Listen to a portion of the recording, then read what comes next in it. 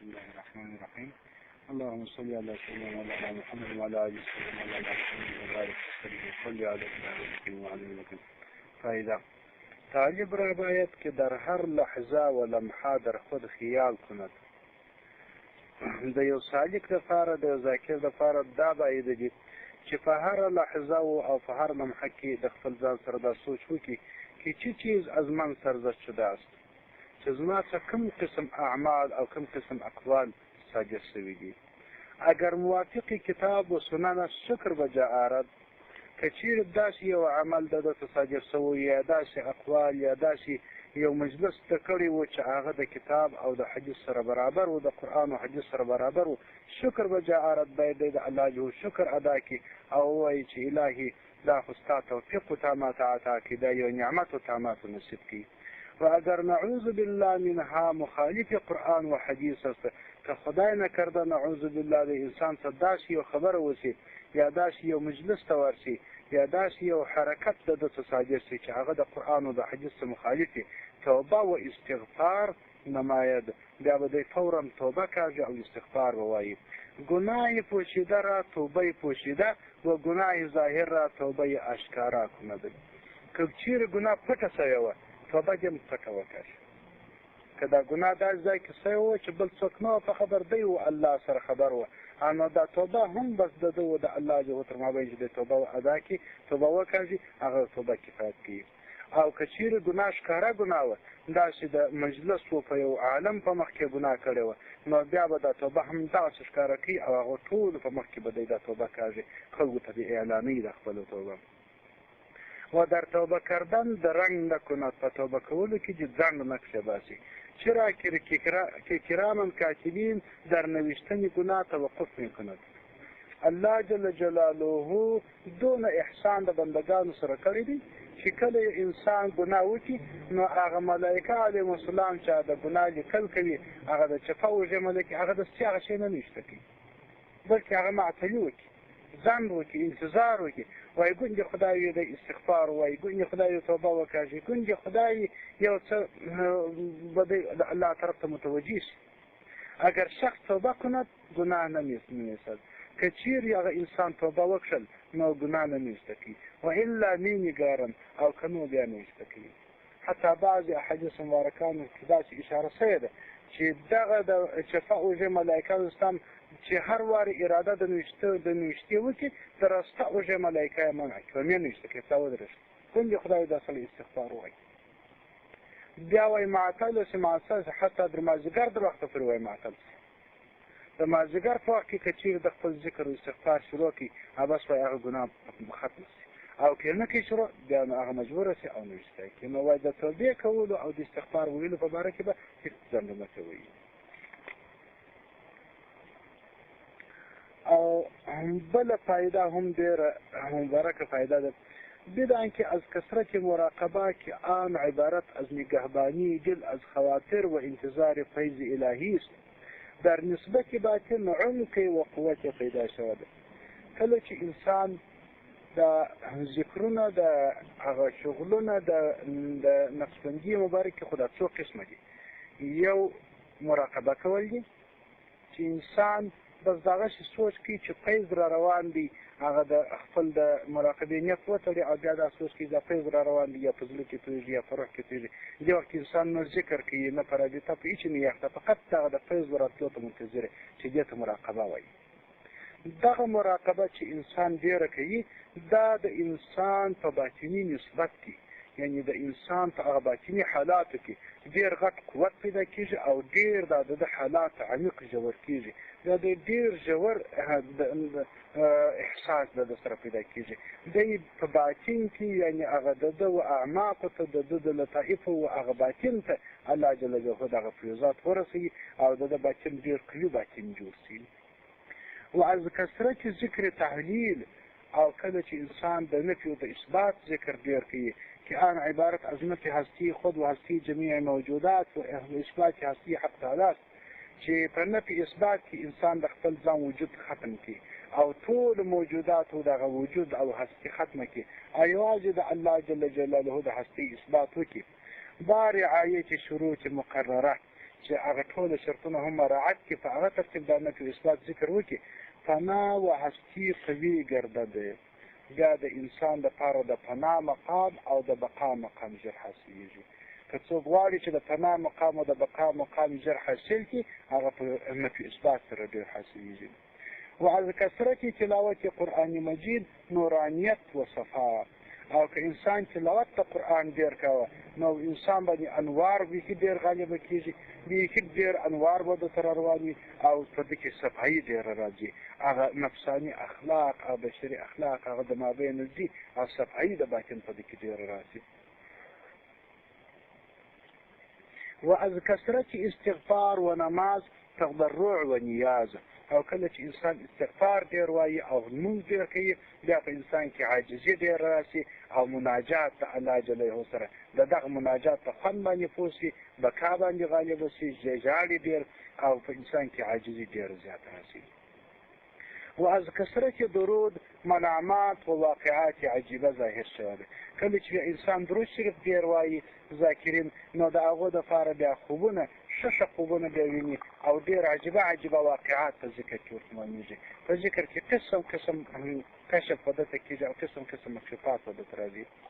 و اگر به نسبت فنائیه خود متوجه شوی حالت دیگر و اگر به نسبت بقائیه توجه نمایی ذوق دیگر رو نماید او انسان چې په انسان کې خدا دوه حالات دي د پناه حالت دی چې بشري صفتونه د پناه کېږي هغه فاسد اخلاق د ده څخه ایسته کېږي چې دا هغه نسبت پناهیه ده دی او بل بیا نسبت بقائیه ده دی چې د الهي صفات تخلق باخلاق الله الهي صفات په دې کې موجود کېږي نو هغه صفات چې د ده څخه ختمېږي که هغه حالت ته متوجه شي یو قسم فیضات و برکات انسان کې راځي که دا بل نسبت ته متوجه شي بیا بل قسم خوندونه راځي در وقت بست حالت اگرچه یک سر مو متغیر شود شکر بیش گیرده و اندک مدن که پر انسان باندې بست راشي خوشحالي راشي دا خوشحالي داسې نو نه چې ته نو وضعیت انتظار یې چې د ډېرې خوشحالي څه نو زه داسې څه چې په کمیس کې نه ځایېږم یا که دغونه قدر بست در باندې راځي دغونه قدر خوشحالي دغونه قدر په ذکر باندې پوه شولې چې فقط دغه یو رښته دې مازې ته هیر وکړي د یو رشته په اندازه باندې په دې بس پوه شئ پر تا باندې شکر د الله جل جلاله لازمیږي ته به شکر د الله جل جلاله ادا کوې الله تعالی به بیا دا بس پر تا باندې زیاتوي او چې هر څونه لږ وي دا بس لږ بې نه پوهېږي ځکه دا د الله جل جلاله د باسطم د نامه فیض دی و انسان ته ورسېږي او در وقت قبض که چیرې انسان ته قبضیت پېښ شي د قبضیت علاج به دی څه کوي اول خدا دی چې قبضت علاج به دی دغه کې چې غسل به کوي په یخو اوبو سره په یخو اوبو سره غسل کول د انسان د قبض لپاره ډېر زیات مفید دی که انسان ته روحاني قبض پېښ شي نو په غسل چې په یخو اوبو کې ډېره فایده و انسان کوي که چیرې په یخو اوبو سره امکانات نه وه بیا نو په تودو اوبو سره هم اجازت کړی دی او در وقت قبض په وخت کې د قبض بعد غسل به آب سر چې پس له دې څخه چې په سړو اوبو سره غسل وکړي و الا که په سړو اوبو سره امکان نو به آب ګرم بیا نو په ګرمو اوبو غسل وکړي پس له غسل څخه دوګانه نماز و استغفار کني بیا به 2 رکعته لمونځ او استغفار ووایي ډېر استغفار ووایي په دې طریقه سره به د قبض علاج وکړي و اگر قبض نه رود که بیا هم قبض ختم نسو باز غسل یا وضو بر وضو بیا دې غسل وکړي بیا دې غسل مقرر کړي که غسل نو نو اودس تر اودس تازه کړي یو اودس سربیره دي بل اودس تازه کړي و تضرع و التجا به یزید سبحانه نمایی او بیا به ډېره عاجزي وکړي تضرع به وکړي و الله جل جلاله ته او تلاوت قرآن مجید به ترتیل چې کله سړی د قرآن کریم تلاوت کوي خو په ترتیل سره یعنی په ډېرو ارامي سره د قرآن تلاوت وکړي په ډېرو ارامي سره او ذکر موت او د مرګ یاداښت وکړي او د خپل مرګ حالت انسان تصور وکړي داسې تصور وکړي چې ګواکې زما زکندن دي زما د زکندن حالت دی زما ساقي دي زما ته اوس عزرائیل علیه السلام راځي زما څخه روح اخلي زما سره محاسبه د اعمالو کېږي کوم اعمال به زه پېښوم که زما ته د دغه فلانکي عمل پوښتنه وشي دا فلانکي عمل پوښتنه وشي دا فلانکي ملاقات پوښتنه وشي د دې زندګۍ پوښتنه وشي چې تا زندګي څنګه تېره کړه په کومو اعمالو دې تېر کړه کوم کارونه دې وکړل کوم دې نه وکړل دغه وخت د قبر او وخت د دې مرګ انسان ځان ته ورپه یاد کړي وزیارت ګورستان دې کهنه او داسې د زړې اجرې زیارت وکړي یعنې ولاړ شو اجرې ته هغه اجره چې قبرونه یې زاړه وي دا د سنگ مرمر جوړ قبرونه نه دا خلک میلې لپاره ورځي یا چې زاړه قبرستان ته چې هلته خلک چندانې رفت آمد نه لري دا میلهوال داسې ځای ته ورشي او حضور در مواقع خیر یا بل داسې د خیر و مجالس ته ځان حاضر کړي او صدقه از احد مال او یا دې دی وګورې په د خپل مالو کې چې مطلب هغه کوم مال و درته ډېر محبوب دي چې پر ده ډېر ګران دي د هغه ته صدقه وکړي پیسې ډېر پر ګران دي د پیسو څخه به صدقه وکړي په دا پیسو کې به وګورې هغه پیسې به نور کې فقیر ته چې مثلا هغه په ستا باندې بلابود وي او یا ستا جیب په بار وي بلکې هغه پیسې چې تا ته ډېرې شیرینې وي تا ته ډېرې ګرانې وي چې علاده پر صندوق کې ایږدې او پټ ځای ایږدې حتی که زوړ لوټ و نوی لوټ و ته به نوی لوټ و په صدقه کې ورکوې زوړ لوټ به نه ورکوې داسې د دې قسمه څه ته ګورې چې تا ته ډېر محبوب وي هغه مال به په صدقه کې ورکوې نو دا به وکړې و توجه به مرشد بله خوا به بیا مرشد و او خپل شیخ ورته توجه وکړې د هغه څخه رابطه به ونیسې دغه شان ته ټوله د پیع قبضه په دې سره د انسان قبضیت ختمېږي دغه ټوله هغه لارې چارې دي د قبضیت د ختمولو دپاره از لقمه حرام به حلاوتی تاثیر است که انسان حرام ډوډۍ وخوړل حرامه ګناه وکړل 3 ورځې به په ده باندې قبضیت وي او په 3 ورځې کې به بیا دی د هېڅ ذکر په خوند نه پوهېږي او لقمه شبهه تا تحلیل آن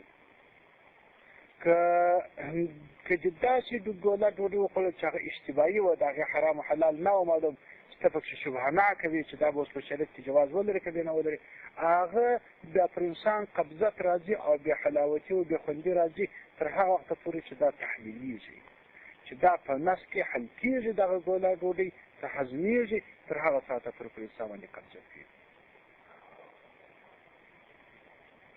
و از صغائر ذنوب تعوذوا او کله چې انسان ته صغیره ګناه وشي هغه تر هغه ساعته پورې قبضیت او بیا حلاوتي انسان ته پیښېږي تعوذو چې تر څو پورې دی اودس تازه کوي و ادای نماز میماند او تر څو پورې چې دی ادا کول د لمانځه کوي تر هغه ساعته پورې به وده ته دغه حالت وي و از تجلی هو القابض رفع قبض اراده الهی است کوشش میکن و کشش را چشم میدار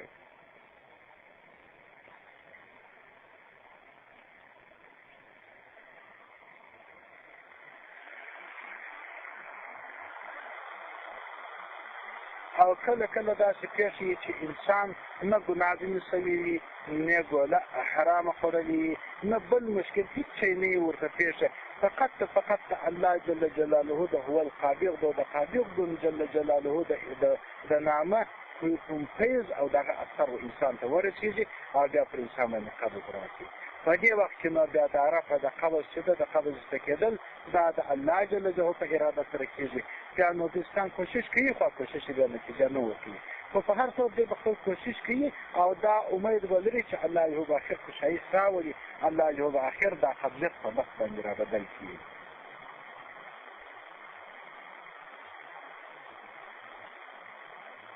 وای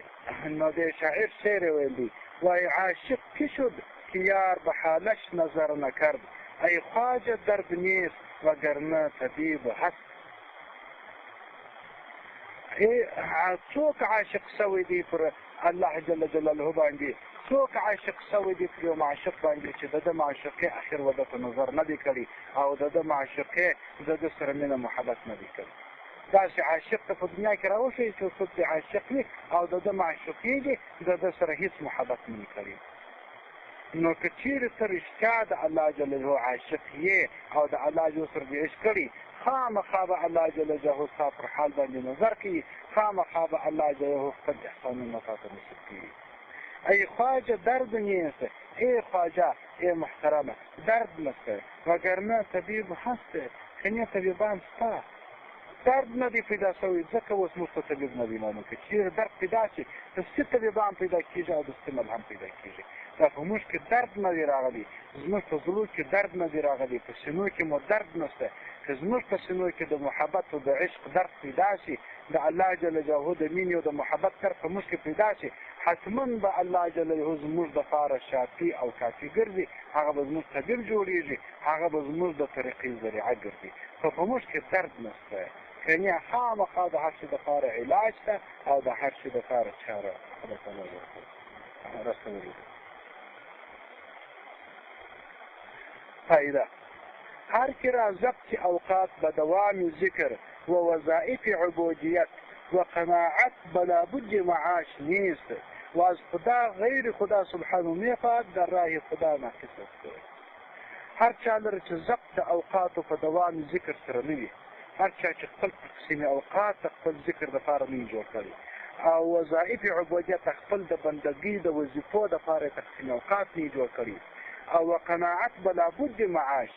هغو نه اندازه مصارف و خرچه چې انسان د ژوند دپاره ځینې لابودي و چاره نشته ځینې په هغه باندې د قناعت نه وي کړی او از خدا غیر خدا سبحانه میخواد او دی د الله جهو ته غیر له خدا څخه نور شان د الله ته غواړي د ناقص خدای انسان ته ناقص انسان ویل کېږي دا ناکمزوری بې کماله ناقص انسان دی چې دی د الله جهو ته د الله جهو محبت نه غواړي نور شان غواړي د الله جهو ته باید انسان د الله جهو معرفت او د الله جهو محبت او د الله جل جلاله قرب وغواړي فائده آدمی را باید که همه وقت متوجه الى الله باشد انسان باید طول وقت و الله تعالی ته توجه وساتي و در هر وقت از اوقات و در هر فعل از افعال تمیز انوار و اسرار و فیوز و برکات نمایده په هر وخت کې د وختو او په هر کار کې د کارو باید د انوارو جدایي وکړي او کم اسرار و فیوزات و برکات چې نازلیږي هغه دی باید سره جدا کړي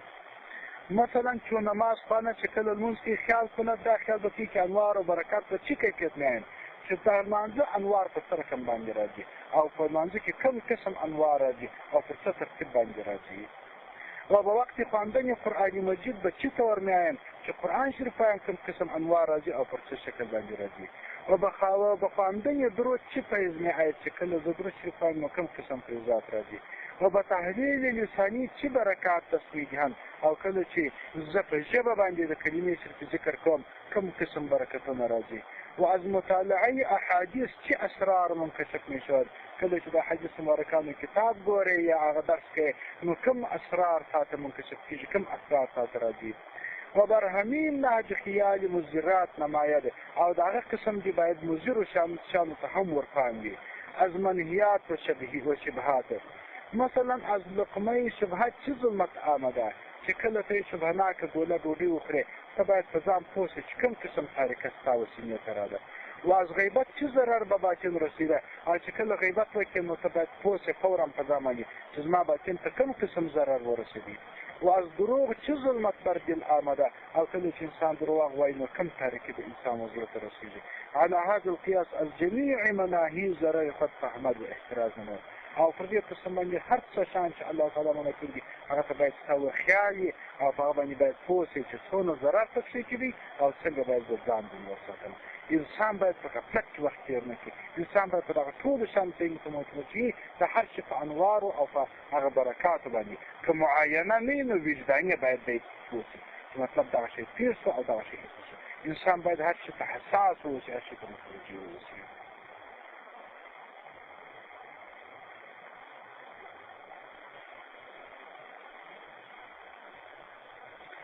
فایده در طریقه نقشبندیه مجاهده نیست زموږ په مبارکه نقشبندیه طریقه کې مجاهده نشته دا نشته چې ډېر لوږې پر ځان تېر کړ ډېر چلخانې وکړ ډېر تکلیفونه یې پر ځان تېر کړ ډېر خوارۍ وکړه دا شی نشته مګر وقوف قلبي زموږ د نقشبندیه طریقې اساس وقوف قلبي ولاړ وقوف قلبي څه ته وایي که عبارت از توجه به دل و توجه دل به سوی ذات الهی ته همیشه به خپل زړه ته به ستا وخیال زړه ته به خیال ساتي زړه ته به دې ورپاندې او زړه به دې بیا الله ته ورپاندې زړه به دې د الله جهو سره جوړ وي په زړه کې به د الله جل نوم وي او د الله جل نوم به په دغه نامه باندې شوه دا الله چې دی دا د هغه مبارک ذات نوم دی زړه به د الله د نامه سره اشنایي او ته به ستا به زړه ته ورخاندي دغه زموږ د مغفرلي هغه حاصل و نگهداشت خطرات گذشته و آینده از دل هر لحظه و هر لمحه این دو شی باید کرد که در این طریقه فرض است و دغه طریقه کې دغه فرض ده چې دغه دوه شیان به ته په خیال کې ساتې یو به خطرات د مابین سوچونه فکرونه به د ځانه لرې کړې څلورویشت ساعته به دغه مبارزه روانه وي چې هر فکر درته راځي هغه به ایسته کوي هر فکر چې درته راځي هغه به ایسته کوي هر فکر چې درته راځي هغه به ایسته کوي او بل دا دی چې زړه ته به دې ورکړي دغه دوه شیان زموږ د طریقې فرض او نگهداشت خطرات گذشته و آینده به این طور باید ساخت کله چې انسان غواړي چې فکرونه د ځانه ختم کړي څنګه به ختموي د فکرو د ختمولو لار ده که چون خطره در دل آید که فلان کار در زمان گذشته به چه طور شده بود چې کله دا سوچ درته راغلی چې افلانکي خبره څنګه سوې وه افلانکي سړي افلانکي ته څنګه ویلي وه افلانکي سړي وه تا ته څنګه وویل داسې یو قصه درته یاد کړي چې هغه کیسه تېره سوې همون وقت از دل دفع کنه که تمام قصه در دل نیاید بس دا کوشش وکړه چې دغه د څه په دسې باید ته متوجه شي دا کوشش وکړه چې هغه واقعه او عکسه ګرد ستا ذهن ته رانشي بس فورا فکر ځینې واړه په بشي باندې ځان خپل عکسه دا په د خپل فکر نیمایي باندې پرېږده چې هغه خبره پرانشي او و یا در دل آمد که در فلان جا بروم همون وقت از دل دفع کند و تمام خطره را در دل راه ندهد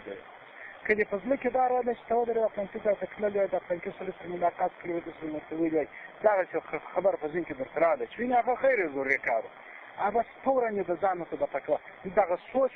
مکمل کوه مه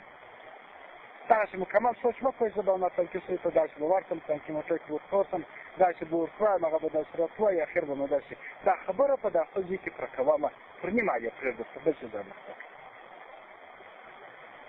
و تمام خطره را در دل راه نده ټول فکر او مفکوره چې خپل ځای کې په کامل ډول نه راوړي هغه چې دا پر نیمه یې پرېښول دغه دفع شو د خطرې دا چې خطره دې د ځان نه ده چې خطره دې د ځان دفع کړل تاسو صفایي موجود شي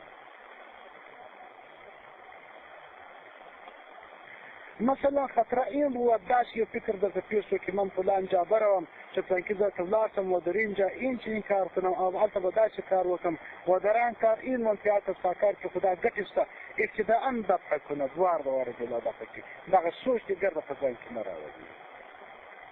حاصل آن که چون خطره غیر خدا آمدن خواهد همون وقت دفع کند و در دل آمدن نجهده وای حاصل خلاصه دا دی چې هر وخت چې یو دغسې فکر درته پیدا شو خطره درته پیدا شو په هغه وخت کې ایسته کوه په زړه کې وخت مه ورکوه او که داسې یو کار د په ذهن کې راغلی چې هغه کار تا ته ډېر نږدې او په اسانه باندې هغه چاره کېدل مثلا خطره درته راغلی چې دا خرما د ځان ایسته کړم اخوا ته کېږم بس په دقه یې مه مشغوله کېږه دې فکر په دا په من پسه کار ژر وکړه چې کار ختم شي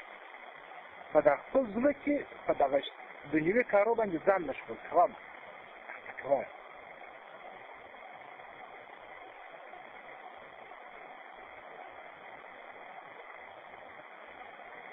حدیث مبارک کې داسې راغلي حضرت جناب حبیب علیه السلام صلی الله علیه وسلم مبارک د صحابه مبارکان ته ویل کله چې صحابه مبارکانو داسې دې کوچني خبرې بیا ده ته ویل یا دې مثلا به چا خبره کړل چې افغانکي راغلو داسې خبره یې وکړل یا افغانکي منافق داسې وویل یا داسې خبرو باندې دی خبر کړي ته مبارک صلی الله علیه وسلم مبارک و صحابه مبارکان ته ویل تاسو ما په دا خبرو مه خبروئ دغه کوچني خبرې دغه چې فلانکي داسې ویل فلانکي داسې ویل دغه شیان ما ته مه وایه دا په دې خاطر باندې زما داسې خوښه ده چې زه ستاسو سره ملاقات وکړم او زما په زړه کې هېڅ شی نه وي نه وکړم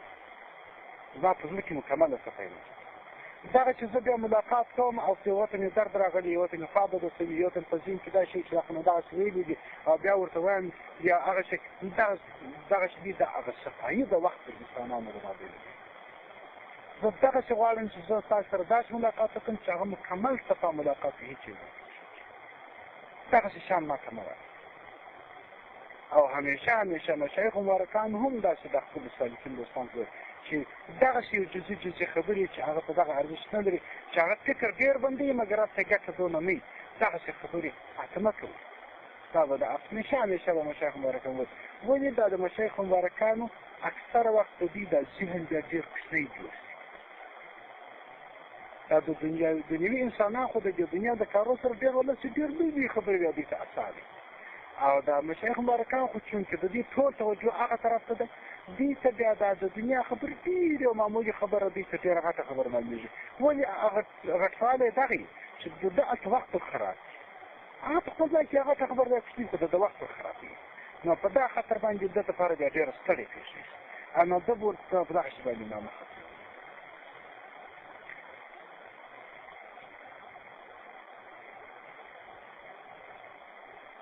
نور خو نه بیا الله تعالی به